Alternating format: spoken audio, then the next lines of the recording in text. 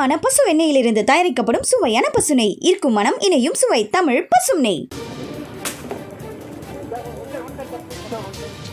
திமுக காங்கிரஸ் தொகுதி பங்கீடு கையெழுத்தாகி இருக்கிறது.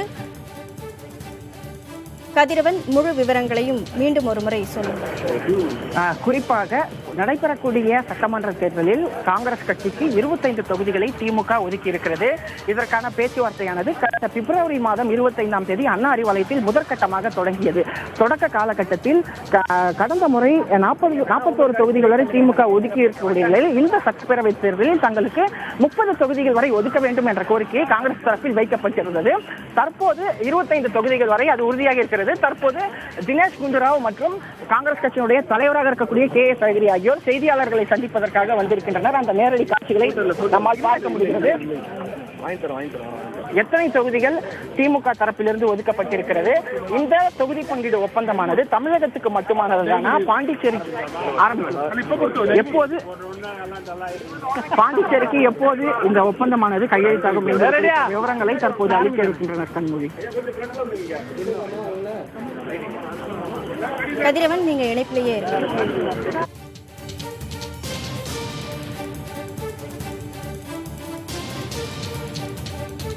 காங்கிரஸ் கட்சி இன்று திராவிட முன்னேற்ற கழகத்தோடு தொகுதி உடன்பாட்டில் கையெழுத்திட்டிருக்கிறோம்.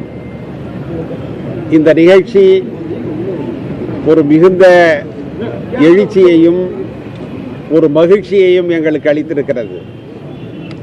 காரணம் என்னவென்றால், தமிழக காங்கிரஸ் பன்னெடுங்காலமாகவே சொல்லி வருகின்ற ஒரு தத்துவம் என்னவென்றால், மதசார்பற்ற இந்த கூட்டணி என்பது ஒரு நேர்கோட்டில் எங்களை இணைத்திருக்கிறது. பல்வேறு அரசியல் கட்சிகள் சேர்ந்து இந்த மதசார்பற்ற கூட்டணியை அமைத்திருக்கிறோம். அதில் எங்களை இணைப்பது இந்த மதசார்பற்ற தன்மை, செக்குலரிசம் என்பதுதான். அது வெற்றி பெற வேண்டும் என்பதற்காகத்தான் தமிழகத்திலே இருக்கிற திராவிட முன்னேற்ற கழகத்திலிருந்து எங்களுடைய கூட்டணியில் இருக்கிற ஒவ்வொரு அரசியல் கட்சியும் தீவிரமாக செயல்பட்டு வருகிறோம். பாரதிய ஜனதா இன்றைக்கு இந்தியாவினுடைய மிகப்பெரிய நோயாக வளர்ந்திருக்கிறது. அது நோயாக இருப்பது மட்டுமல்ல, அந்த நோயை மற்றவர்கள் மீதும் பரப்புவதற்கு அவர்கள் முயற்சிக்கிறார்கள். கொரோனா வைரஸை விட ஆபத்தான ஒரு ஆயுதமாக அவர்கள் இன்றைக்கு விளங்கி வருகிறார்கள். இந்தியாவில் இருக்கிற பல்வேறு அரசியல் கட்சிகளிலும் அவர்கள் உட்புகுந்து அந்த இயக்கங்களை உடைப்பது, பலவீனப்படுத்துவது, அல்லது அதில் இருக்கிறவர்களை கட்சி மாற வைப்பது, அரசாங்கத்தை சீர்குலைப்பது, அரசாங்கத்தை கவிழ்ப்பது என்று பல்வேறு நிகழ்வுகளை அவர்கள் செய்து வருகிறார்கள். இன்றைக்கு புதுவையிலே கூட அதை நாம் பார்க்கிறோம். காங்கிரசிற்கு ஆழமான வேறு இருக்கிற புதுவை மாநிலத்தில் இன்றைக்கு ஆட்சி கவிழ்க்கப்பட்டிருக்கிறது. இதற்காகவே ஒரு துணைநிலை ஆளுநர் அனுப்பப்பட்டார். அரசாங்கத்தினுடைய அன்றாட பணிகளை கூட அவர் தடுத்து நிறுத்தினார். சட்டத்திற்கு புறம்பாக செயல்பட்டார். ஆனால் இவைகளுக்கெல்லாம் மத்திய அமைச்சரவை, மத்திய அமைச்சரகம் உறுதுணையாக இருந்தது என்பதுதான் ஒரு சோகமான செய்தி.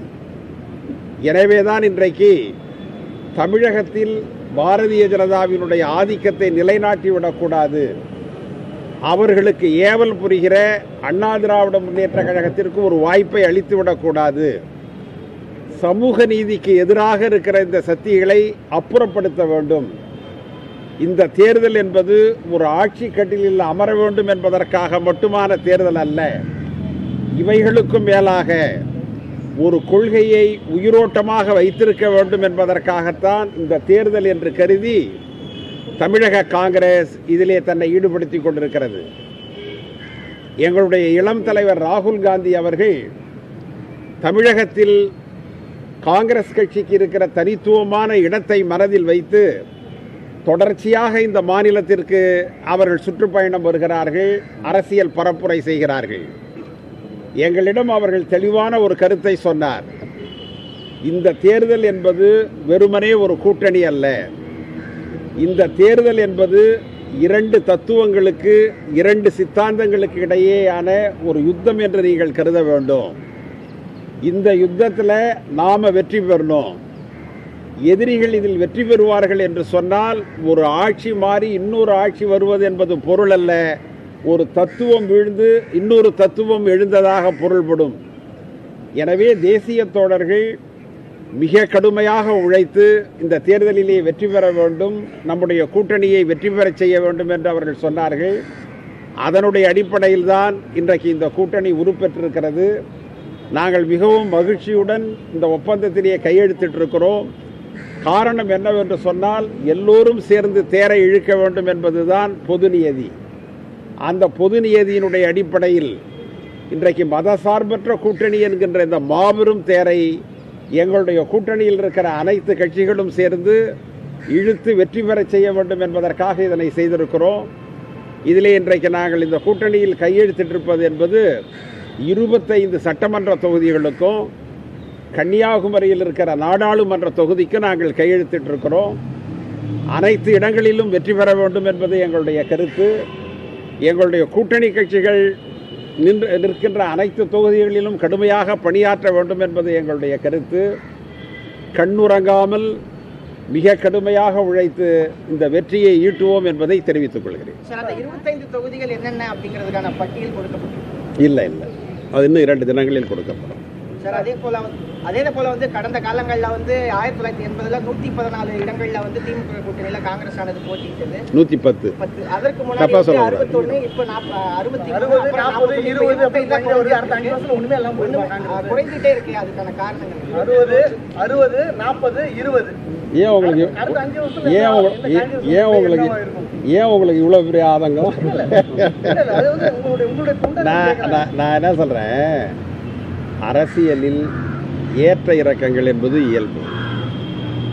நீங்கள் வந்து அரசியலில் மாபெரும் தலைவர்கள் தோல்வி அடைந்திருக்கிறார்கள், அதன் பிறகு எழுந்து வெற்றி பெற்றிருக்கிறார்கள்.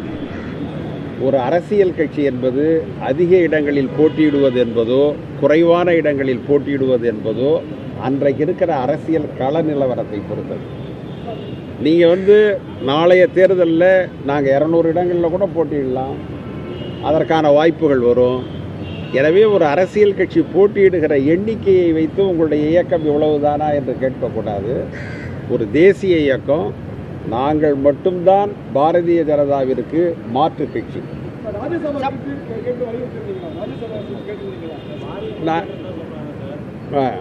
கொஞ்சம் சொல்லுங்களேன், எந்தெந்த வாரியன்னு சொன்னீங்கன்னா மகிழ்ச்சியாவது போவோம். கேட்டிருக்கிறோம், நாங்கள் கேட்டிருக்கிறோம், அவர்கள் பரிசீலிப்பதாக சொல்லியிருக்கிறார். இல்லையே, இல்லையே, நீங்கள் சரியா, நீங்கள் முதல்ல பேப்பர் படிக்கணும். பத்திரிகையாளர்கள் பேப்பர் படிக்கிறதே கிடையாது. நான் 10 நாளைக்கு முன்னாடி கூட காமராஜர் ஆட்சியை அமைப்போம்னு சொல்லியிருக்கிறேன். எப்போ சொல்கிறேன்னா 2021 தேர்தலுக்கு பிறகு அதற்கான கோஷத்தை நாங்கள் பெரிதுபடுத்துவோம், அதற்காக செயல்படுவோம்னு சொல்கிறேன். இந்த நேரம் வந்து பாரதிய ஜனதாவை வீழ்த்துவது தான். இந்த நேரம் வந்து காமராஜர் ஆட்சியை கொண்டு வருவது என்பது அல்ல. பாரதிய ஜனதாவை வீழ்த்திய பிறகு காமராஜர் ஆட்சியை கொண்டு காது கேட்க மாட்டேங்குதா உங்களுக்கு? ஆமா, இதன் பிறகுதானே நான் சொன்னேன்.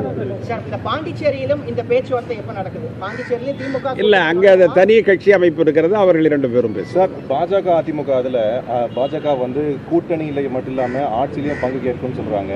அது மாதிரி இந்த வாட்டி காங்கிரஸ் கேட்க வாய்ப்பு இருக்கு அதிமுக? இல்ல, எங்களுக்கு அந்த நோக்கம் கிடையாது. Finish sir in English. Sir, நீங்க போட்டிடுவீங்களா சார்? இல்ல, நான் Sir in English. Yeah.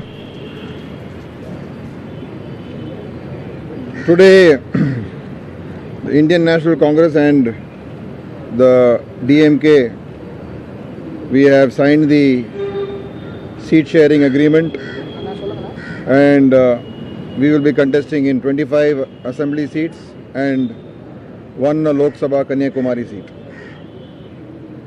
Yesterday and today discussions took place, and in a spirit of cooperation, because the country is facing a big threat today, not just in terms of the ideological battle, but also to save the democracy. We are seeing how Bharatiya Janata Party is running this country like a dictatorship, toppling governments, destroying democratic institutions, and using its money power, government power to destabilize and finish off the opposition parties. Their agenda in Tamil Nadu also is the same. By entering an alliance with the AIDMK, the BJP's intention is to finish off the AIDMK also.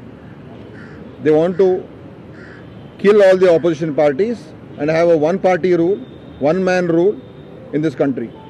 So this is a very dangerous situation the country is facing. And the Congress party has always stood for the democratic principles, and today this alliance with the DMK, Congress, left parties and other regional parties, this is a secular front which will show a message like what Sri Rahul Gandhi ji said throughout the country, that we will stop this fascist force, and throughout the country all parties, like-minded parties have to come together to stop what is happening, the destruction of democracy that is happening in this country. So we have had our lot of discussions, but after all that we have come to this conclusion, and we have signed the agreement today, and I'm 100% sure that the DMK, Congress, left, VCK, this secular front is going to sweep this election, and it will send a strong message throughout the country that secularism, socialistic principles, socialism and good governance and democracy will be upheld in this country. So I am sure that Tamil Nadu and Puducherry, both, even Puducherry also will be sorted out, and we are going to do very well in both these states. Thank you. தரமான பசு எண்ணெயிலிருந்து தயாரிக்கப்படும் சுவையான பசுனை ஈர்க்கும் மனம் இணையும் சுவை தமிழ் பசும் நெய்.